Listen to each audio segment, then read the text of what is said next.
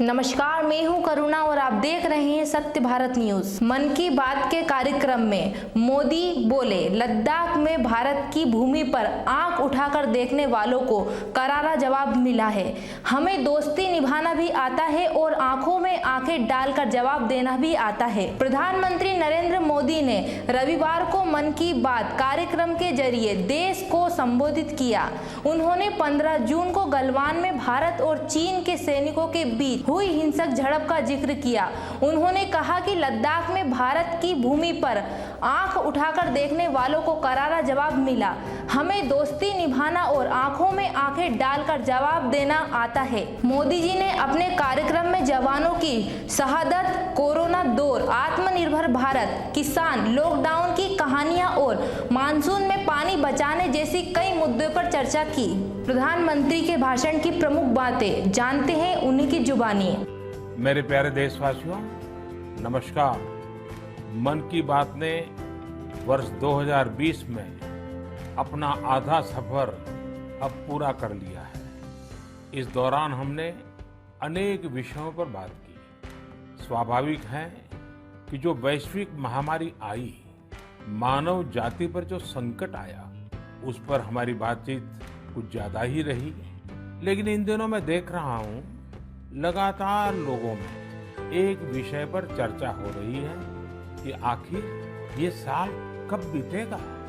कोई किसी को फोन भी कर रहा है तो बातचीत इसी विषय से शुरू हो रही है, ये साल जल्दी क्यों नहीं बीत रहा। कोई लिख रहा है, दोस्तों से बात कर रहा है, कह रहा है ये साल अच्छा नहीं है। कोई कह रहा है 2020 शुभ नहीं।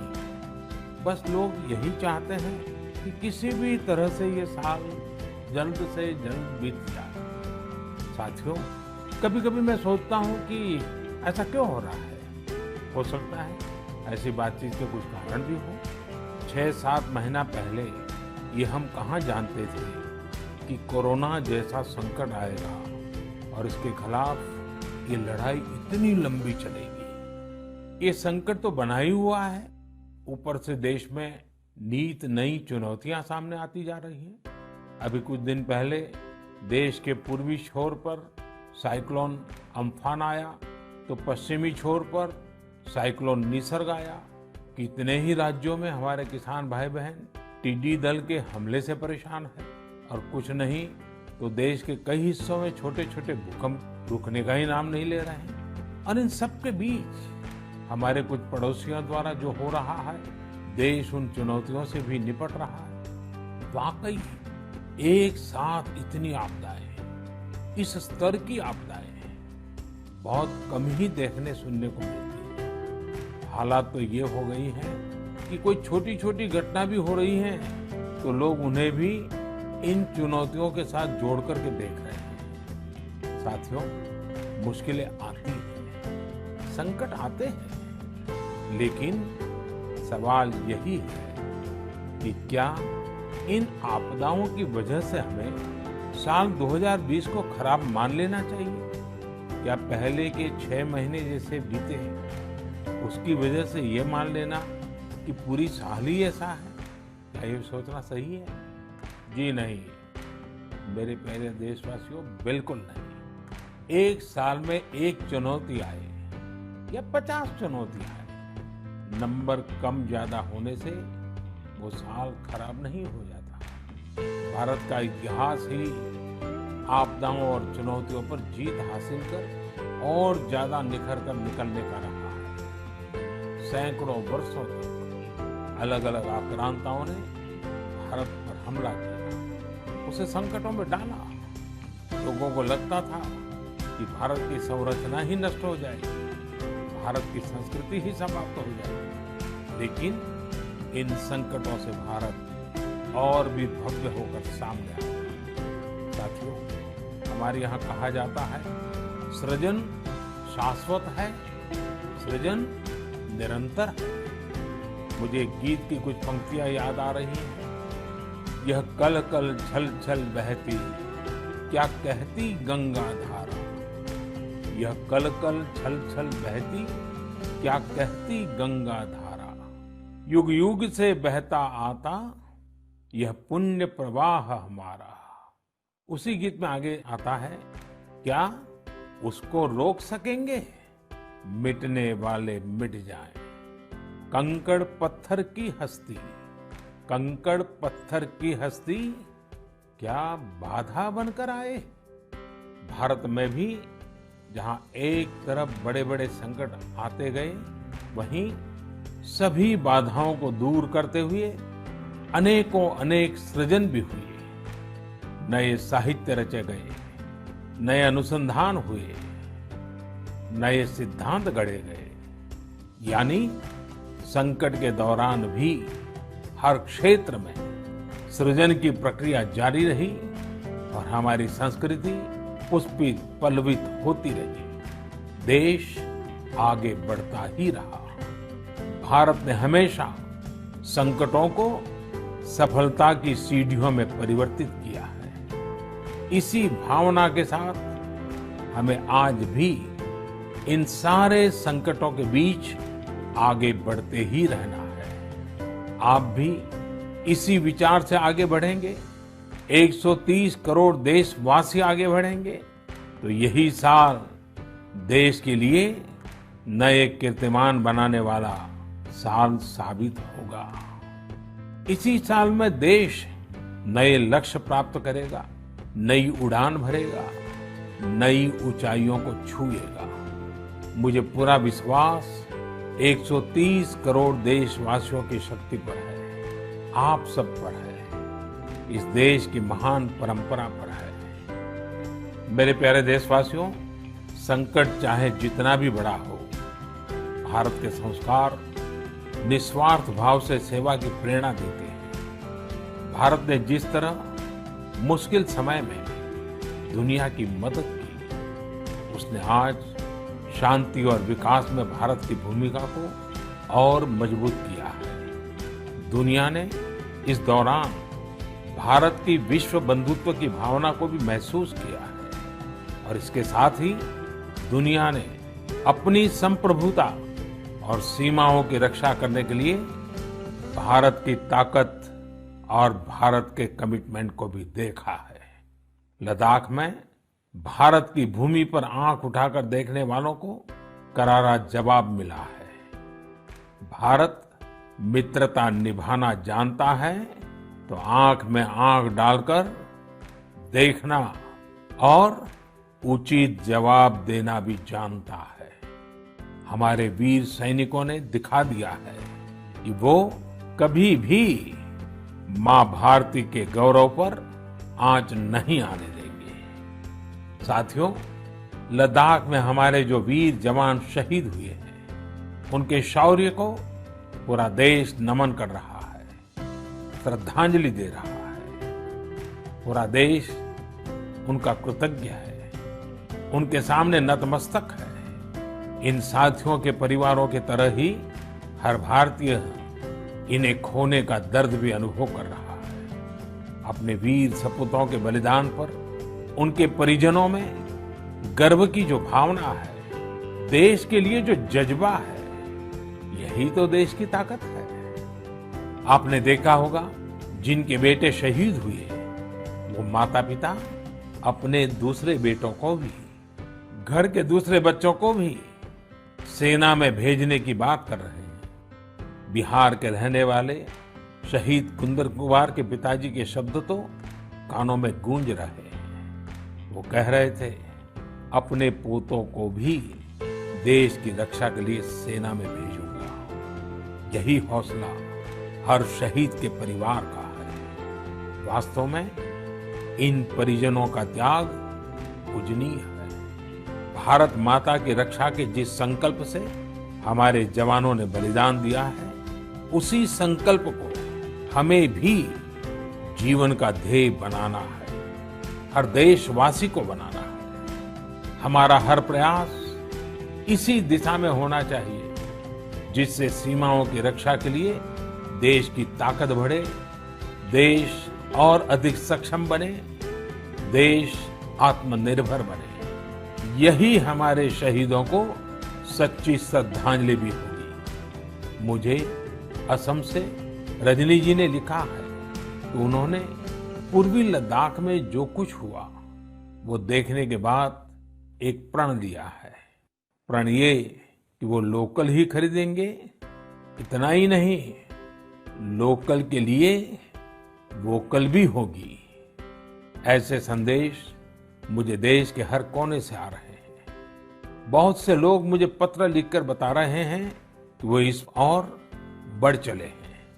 इसी तरह तमिलनाडु के मदुरई से मोहन रामामूर्ति जी ने लिखा है कि वो भारत को डिफेंस के क्षेत्र में आत्मनिर्भर बनते हुए देखना चाहते हैं। साथियों, आजादी के पहले हमारा देश डिफेंस सेक्टर में दुनिया के कई देशों से आगे था। हमारे यहाँ अनेकों ऑर्डिनेंस फैक्ट्रियां होती थी। उस समय कई देश जो हमसे बहुत पीछे थे वो आज हमसे आगे हैं। आजादी के बाद डिफेंस सेक्टर में हमें जो प्रयास करने चाहिए थे, हमें अपने पुराने अनुभवों का जो लाभ उठाना चाहिए था, हम उसका लाभ नहीं उठा पाए। लेकिन आज डिफेंस सेक्टर में, टेक्नोलॉजी के क्षेत्र में भारत आगे बढ़ने का निरंतर प्रयास कर रहा है। भारत आत्मनिर्भरता की तरफ कदम बढ़ा रहा है। साथियों, कोई भी मिशन पीपल्स पार्टिसिपेशन, जन भागीदारी के बिना पूरा नहीं हो सकता, सफल नहीं हो सकता। इसलिए आत्मनिर्भर भारत की दिशा में एक नागरिक के तौर पर हम सबका संकल्प, समर्पण और सहयोग बहुत जरूरी है, अनिवार्य है। आप लोकल खरीदेंगे, लोकल के लिए वोकल होंगे, तो समझिए आप देश को मजबूत करने में अपनी भूमिका निभा रहे हैं। ये भी एक तरह से देश की सेवा ही है। आप किसी भी प्रोफेशन में हो, हर एक जगह देश सेवा का बहुत स्कोप होता ही है।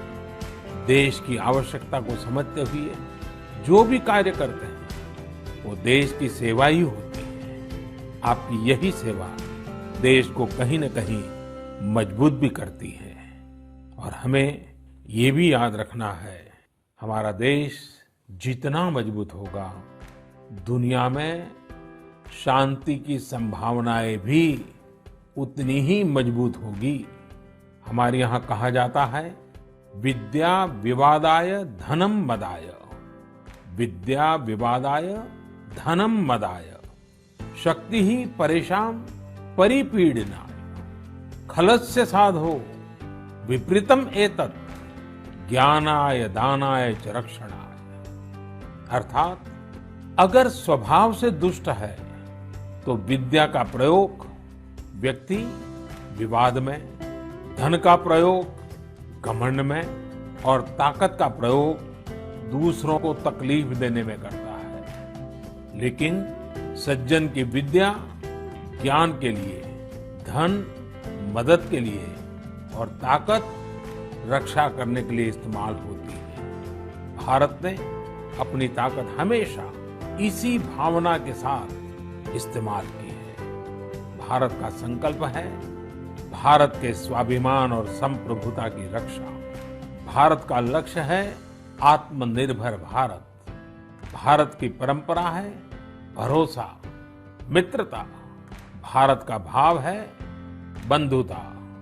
हम इन्हीं आदर्शों के साथ आगे बढ़ते रहेंगे। मेरे प्यारे देशवासियों, कोरोना के संकट काल में देश लॉकडाउन से बाहर निकल आया है। अब हम अनलॉक के दौर में हैं। अनलॉक के समय में दो बातों पर बहुत फोकस करना है: कोरोना को हराना और अर्थव्यवस्था को मजबूत बनाना, उसे ताकत देना।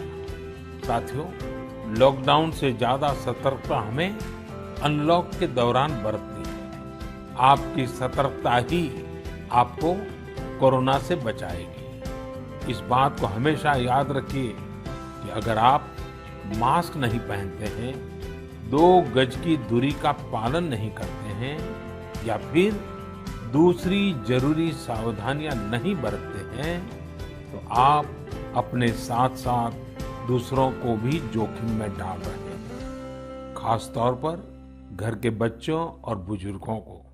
इसीलिए सभी देशवासियों से मेरा निवेदन है, और ये निवेदन मैं बार बार करता हूं, और मेरा निवेदन है कि आप लापरवाही मत बरतिए, अपना भी ख्याल रखिए और दूसरों का भी। साथियों, अनलॉक के दौर में बहुत सी ऐसी चीजें भी अनलॉक हो रही हैं जिनमें भारत दशकों से बंधा हुआ था। वर्षों से हमारा माइनिंग सेक्टर लॉकडाउन में था। कॉमर्शियल ऑक्शन को मंजूरी देने के एक निर्णय ने स्थिति को पूरी तरह से बदल दिया है। कुछ ही दिन पहले स्पेस सेक्टर में ऐतिहासिक सुधार किए गए। उन सुधारों के जरिए वर्षों से लॉकडाउन में जकड़े इस सेक्टर को आजादी मिली। इससे आत्मनिर्भर भारत के अभियान को न केवल गति मिलेगी, बल्कि देश टेक्नोलॉजी में भी एडवांस बनेगा। अपने कृषि क्षेत्र को देखें तो इस सेक्टर में भी बहुत सारी चीजें दशकों से लॉकडाउन में फंसी थी। इस सेक्टर को भी अब अनलॉक कर दिया गया है। इससे जहां एक तरफ किसानों को अपनी फसल कहीं पर भी किसी को भी बेचने की आजादी मिली है, वहीं दूसरी तरफ उन्हें अधिक ऋण मिलना भी सुनिश्चित हुआ है। ऐसे अनेक क्षेत्र हैं जहां हमारा देश इन सब संकटों के बीच ऐतिहासिक निर्णय लेकर विकास के नए रास्ते खोल रहा है। मेरे प्यारे देशवासियों, हर महीने हम ऐसी खबरें पढ़ते और देखते हैं जो हमें भावुक कर देती है। यह हमें इस बात का स्मरण कराती है कि कैसे हर भारतीय एक दूसरे की मदद के लिए तत्पर है। वह जो कुछ भी कर सकता है उसे करने में जुटा है। अरुणाचल प्रदेश की एक ऐसी ही प्रेरक कहानी मुझे मीडिया में पढ़ने को मिली। यहाँ सियांग जिले के मिरेम गांव ने वो अनोखा कार्य कर दिखाया जो समूचे भारत के लिए एक मिसाल बन गया है। इस गांव के कई लोग बाहर रहकर नौकरी करते हैं। गांव वालों ने देखा कि कोरोना महामारी के समय ये सभी अपने गांव की ओर लौट रहे हैं। ऐसे में गांव वालों ने पहले से ही गांव के बाहर क्वारंटीन का इंतजाम करने का फैसला किया। उन्होंने आपस में मिलकर गांव से कुछ ही दूरी पर 14 अस्थायी झोपड़ियां बना दी और ये तय किया कि जब गांव वाले लौटकर आएंगे तो उन्हें इन्हीं झोपड़ियों में कुछ दिन क्वारंटीन में रखा जाएगा। उन झोपड़ियों में शौचालय, बिजली, पानी समेत दैनिक जरूरत की हर तरह की सुविधा उपलब्ध कराई गई। जाहिर है, मिरेम गांव के लोगों के इस सामूहिक प्रयास और जागरूकता ने सबका ध्यान अपनी ओर आकर्षित कर लिया। साथियों, हमारे यहाँ कहा जाता है, स्वभावम न जहाति एव साधु आपदगतो भी सन कर्पूरः पावक स्पृष्टः सौरभम लभते तरा। अर्थात जैसे कपूर आग में तपने पर भी अपनी सुगंध नहीं छोड़ता, वैसे ही अच्छे लोग आपदा में भी अपने गुण, अपना स्वभाव नहीं छोड़ते। आज हमारे देश की जो श्रम शक्ति है, जो श्रमिक साथी है, वो भी इसका जीता जागता उदाहरण है। आप देखिए, इन दिनों हमारे प्रवासी श्रमिकों की ऐसी कितनी ही कहानियां आ रही हैं जो पूरे देश को प्रेरणा दे रही है। यूपी के बाराबंकी में गांव लौटकर आए मजदूरों ने कल्याणी नदी का प्राकृतिक स्वरूप लौटाने के लिए काम शुरू कर दिया। नदी का उद्धार होता देख आसपास के किसान, आसपास के लोग भी उत्साहित हैं। गांव में आने के बाद क्वारंटीन सेंटर में रहते हुए, आइसोलेशन सेंटर में रहते हुए हमारे श्रमिक साथियों ने जिस तरह अपने कौशल्य का इस्तेमाल करते हुए अपने आसपास की स्थितियों को बदला है, वो अद्भुत है। लेकिन साथियों, ऐसे कितने ही किस्से कहानियां देश के लाखों गांवों के हैं जो हम तक नहीं पहुंच पाए। जैसा हमारे देश का स्वभाव है, मुझे विश्वास है साथियों कि आपके गांव में भी, आपके आसपास भी ऐसी अनेक घटनाएं घटी होगी।